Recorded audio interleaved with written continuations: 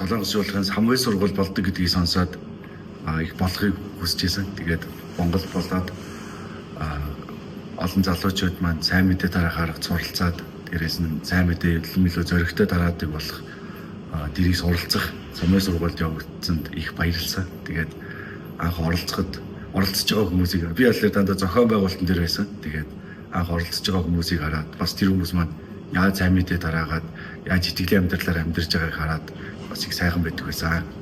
Сайн мэдээж аврагдсан Христэд хүн болгоны үүрэг шүү дээ. Гэхдээ бид нар тэр үүргээ сайн гүйцэтгэхийн тулд яаж сайн мэдээ тараах вэ гэдэг тэр мэрэгүү хаан арга барилч гэсэн суралцах хэрэгтэй.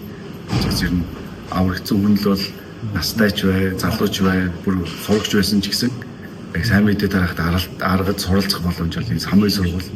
Тэгээс бүгдөрлийн хүмүүс самбай сургуульд оролцоод яаж сайн мэдээ тараах вэ гэдгийг сурч авах нь чухлаа.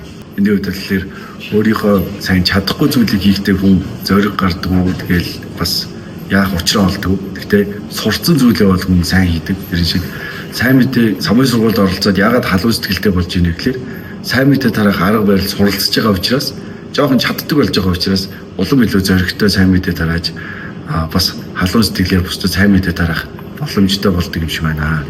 Тэгээс уус хүн сурсан зүйлээ л сайн хийж чадах учраас сайн мэдээ яавал сайн тараах вэ гэдэг аргад ч гэсэн бүгдээрээ заавал суралцаарай.